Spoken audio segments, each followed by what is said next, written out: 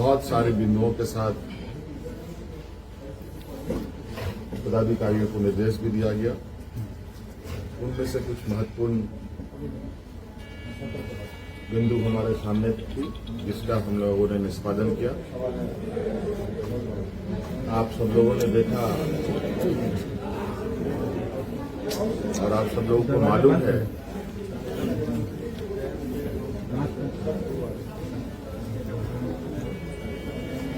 केंद्र सरकार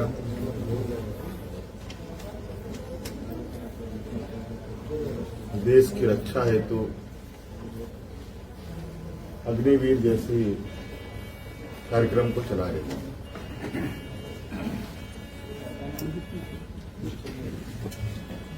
उस विषय को लेकर कई सवाल हैं नौजवानों के भविष्य को लेकर, और आपको मैं बताना चाहूंगा कि राज्य सरकार ने, हम लोगों ने पहले ही ये निर्णय लिया था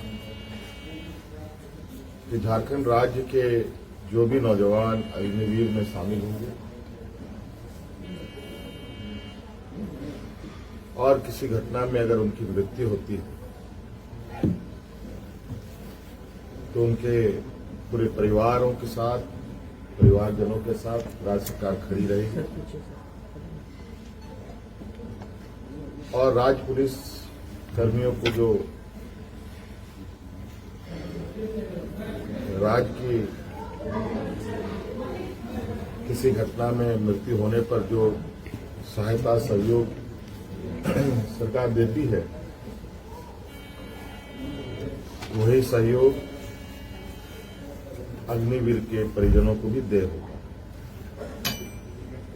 आपको मालूम है कि अभी कुछ दिन पहले ही असम के सीमावर्ती क्षेत्र में उग्रवादी घटना में 21 या 22 तारीख का दिन है, जहां झारखंड का एक नौजवान चंदन क्यारी, बोकारो जिले का एक क्षेत्र है, वहां का एक नौजवान अर्जुन महतो जो वीर गति को प्राप्त हुआ, उनको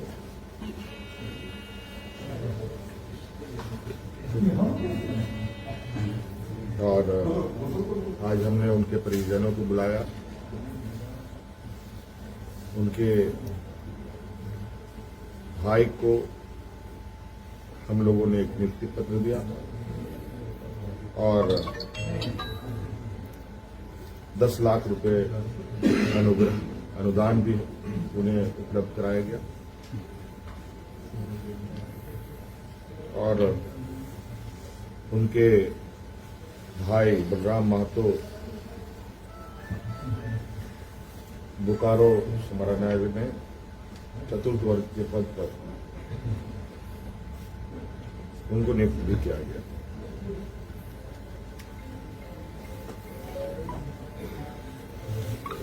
लगभग मुझे लगता है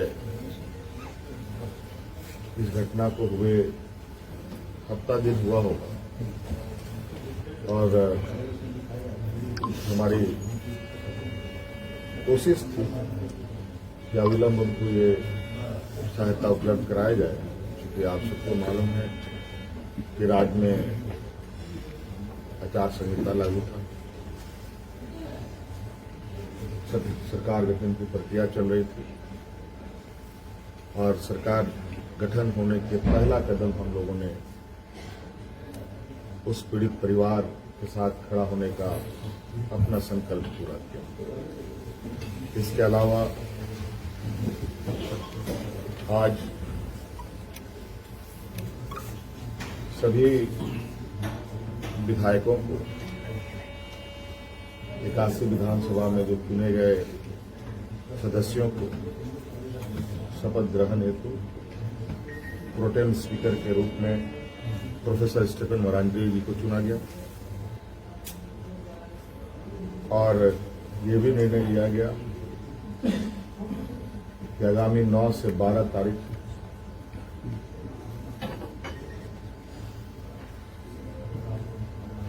सरकार का प्रथम सत्र आहूत होगा और ये भी निर्देशित किया गया कि जो हमने निर्णय लिया था कि मैया सम्मान योजना के तहत दिसंबर माह से महिलाओं के खाते में 2,500 रुपये देने का, उसे भुगतान किया जाएगा प्रति माह। केंद्र सरकार में हमारा जो बकाया है 1,36,000 करोड़ रुपया,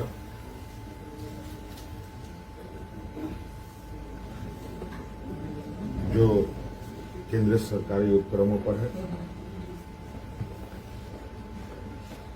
उसकी वसूली के लिए कानूनी कार्रवाई प्रारंभ की जाएगी।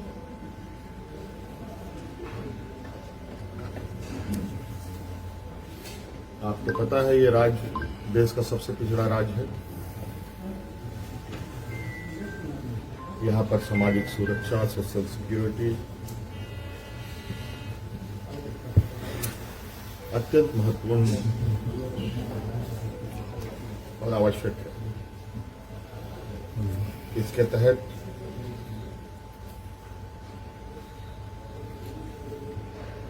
राज्य के गरीब गुरुआ लोगों को उनकी आर्थिक स्वावलंबी कैसे बने और इसको लेकर सरकार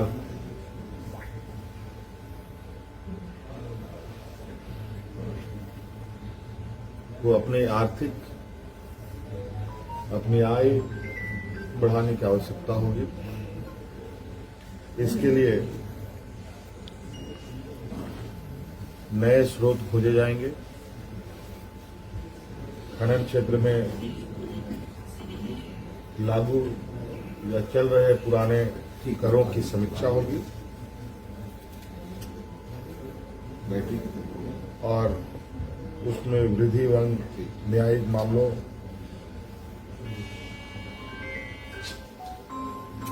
जो लंबित है उन सबको त्वरित गति से खत्म किया जाएगा।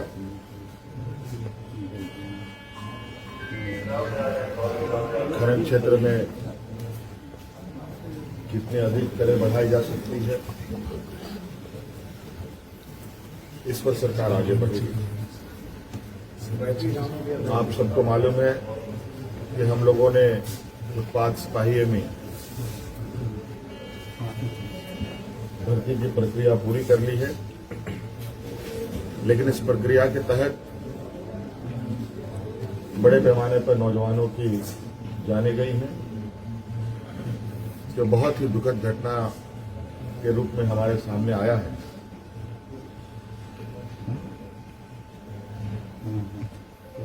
क्योंकि भविष्य में भी बड़े पैमाने पर पुलिस की बहाली होनी है, इसलिए अविलंब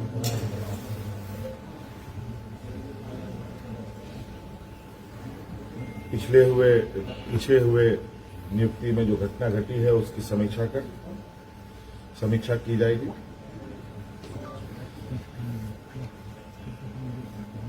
राज्य में सभी पदों पर नियुक्ति के लिए जेपीएससी और जेएसएससी तथा अन्य प्राधिकार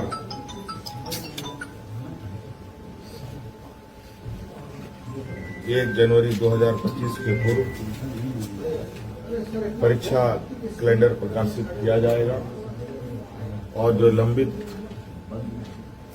रिजल्ट हैं उनको प्रकाशित किया जाएगा। साथ साथ में यह भी निर्णय लिया गया, असम में जो वहां के चाय बागान में बरसों बरस से यहाँ के मूल वासियों को ले जाया जा करके जो वहां बसे हैं, जो विशेषकर जनजातीय समूह जो झारखंड मूल के हैं उनकी दशा एवं उनके भविष्य में दिए जाने वाले सुविधा का अध्ययन के लिए सर्वदलीय प्रतिनिधि मंडल एवं पदाधिकारियों का दल असम जाकर जमीनी स्तर पर अध्ययन करेगी और सरकार को प्रतिवेदन सौंपेगी। ये कुछ महत्वपूर्ण बिंदु आपके हम समक्ष हमने रखा है। बाकी चीजें